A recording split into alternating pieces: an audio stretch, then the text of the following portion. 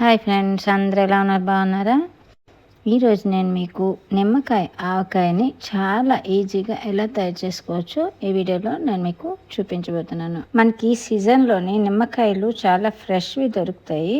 అందుకే ఈ టైంలో మనం ఫ్రెష్ నిమ్మకాయలతోటి నిల్వ పచ్చడి చేసుకొని దాచిపెట్టి ఉంచుకుంటే ఓ సంవత్సరం పాటు మనకి నిల్వ చక్కగా ఉంటుంది. సో అందరూ వీడియోని స్కిప్ చేయకుండా చివరి వరకు చూడండి. కొత్తగా నా ఛానల్ని ఎవరైతే చూస్తున్నారో ప్లీజ్ లైక్ చేసి, కామెంట్ చేసి, షేర్ చేసి సబ్స్క్రైబ్ చేసుకోండి.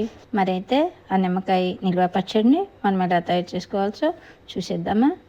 వేడివేడి అన్నంలో ఈ నిమ్మకాయని వేసుకొని నెయ్యి కలుపుకొని తింటే చాలా బాగుంటుంది. అంతేకాకుండా ఈ నిమ్మకాయ ఆవకాయలో అనేక ఆరోగ్య ప్రయోజనాలు ఉన్నాయి. ఖనిజాలు సమృద్ధిగా ఉన్నాయి.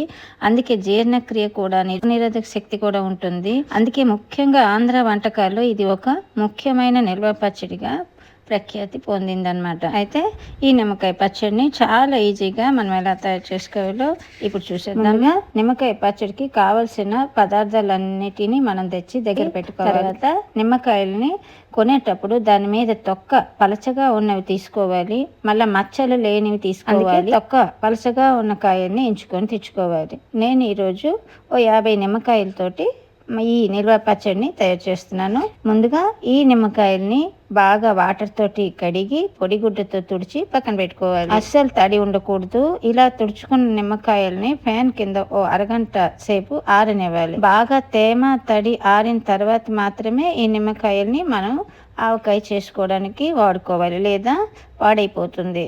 ముందుగా ఈ నిమ్మకాయల్ని మనము 2 భాగాలు చేసుకోవాలి. సమాన భాగాలుగా చేసుకోవాలి. ఒక భాగాన్ని నిమ్మకాయల్ని కట్ చేసి పెట్టుకోవాలి, మరో భాగాన్ని మనము పిండుకొని రసం తీసి పోసుకోవాలి. ఇప్పుడు ఒక భాగం నిమ్మకాయల్ని ఆవకాయ కోసం కట్ చేసుకుందాం. ప్రతి నిమ్మకాయల్ని ముందు సగంగా కట్ చేసుకొని మళ్ళీ వీటిని ఇంకో సగంగా కట్ చేసుకోవాలి. అంటే ఒక నిమ్మకాయని 4 పీసెస్గా 4 ముక్కలుగా కట్ చేసుకోవాలి. చూడండి ఇలా.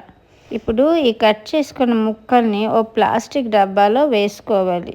ఈ మిగిలిన నిమ్మకాయల్ని రసం కోసం 2 ముక్కలుగా కట్ చేసుకొని రసాన్ని ఇలా పిండి. ఇప్పుడు ఇందులో ఓ 2 స్పూన్లు పసుపు, ఓ 1/2 కప్పు ఉప్పు వేసి కలిపెట్టి ఈ డబ్బాని మూత పెట్టేసి పక్కన పెట్టుకోవాలి. మనం ఈ డబ్బాలో వేసిన ఈ మిశ్రమం ఓ 3 రోజుల పాటు బాగా ఊరనివ్వాలి. మధ్య మధ్యలోని రోజు విడిచి రోజు కానీ ప్రతిరోజు కానీ ఓసారి తీసి ఇలా కలుపుకుంటూ ఉండాలి. ఇదిగో చూడండి, ఈ నిమ్మకాయలు ఇప్పుడు 3 రోజులు దాటాయి, బాగానే ఊరాయి. ఇగో రసం కూడా బాగానే వచ్చింది. ఇప్పుడు మనకి ఈ పచ్చడికి కావలసిన పదార్థాలను రెడీ పెట్టుకుందాం. మనకు కావలసినవన్నీ మనకి బజార్లో దొరుకుతాయి. అయితే నేను ఈ పదార్థాలన్నీ చెప్తున్నాను, వాటిని మీరు తెచ్చిపెట్టుకోండి. మెంతి పొడి, ఆవపిండి, జీలకర్ర పొడి, ఇంగువ పొడి, కారం గుండ, పసుపు గుండ, ఎండుమిరపకాయలు, ఆవాలు, నూనె.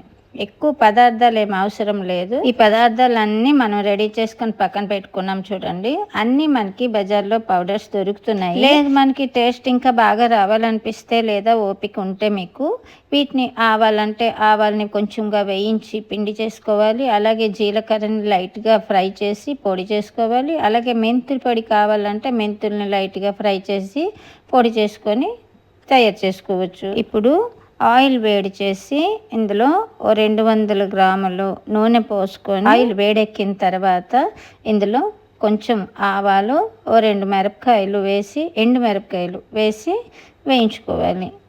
ఇదిగో ఇప్పుడు ఆయిల్ కొంచెం చల్లారింది. ఇప్పుడు చల్లారిన తర్వాత పైన చెప్పిన పదార్థాలన్నీ మనం ఒక్కొక్కటిగా ఇందులో వేసుకోవాలి. ఆ తర్వాత టేస్ట్ చూసుకొని ఏవైనా కావాలనుకుంటే మరొకసారి వేసుకోవచ్చు. కారం మీకు స్పైసీగా కావాలంటే కొంచెం ఎక్కువగా వేసుకోవాలి. ఇలా మధ్యలో కలిపెడుతూ ఉండాలి. మీకు ఇష్టమైతే వెల్లుల్లిపాయల్ని కూడా వేసి కలుపుకోవచ్చు, ఫ్లేవర్ బాగుంటుంది. వెల్లుల్లిపాయలు ఇష్టం లేని వాళ్ళు స్కిప్ చేసుకోవచ్చు. మొత్తం అన్ని పదార్థాలు ఒక్కొక్కటి వేసి కలిపేసిన తర్వాత నిమ్మకాయ అయిపోలేదు, దీన్ని వెంటనే తినేయకూడదు. ఓ వారం రోజుల పాటు నానబెట్టి ఉంచుకోవాలి. వెంటనే తింటే మెంతి పొడి ఆవాల చేదు తగులుతుంది. అందుకే ఓ వారం రోజుల తర్వాత అది ఎంత నానితే మనకి టేస్ట్ అంతా ఇలా తయారైన పచ్చడిని మనం కంటైనర్లో తీసి దాచుకోవాలి. దీన్ని ఓ సంవత్సరం పాటు నిల్వ ఉంటుంది. దీన్ని మనకి కావలసినప్పుడు కొంచెం కొంచెంగా తీసి వాడుకోవాలి. గాలి తగలకుండా చూసుకోవాలి. గాలి కానీ తడి కానీ తగలకూడదు. అంతే, నిమ్మకాయ ఆవకాయ రెడీ. చూసారా, నిమ్మకాయ ఆవకాయని ఎంత ఈజీగా ఎంత సింపుల్గా రెడీ చేసుకోవచ్చో. చాలా ఈజీ కదా. మరి మీరు కూడా ట్రై చేసుకుంటారా?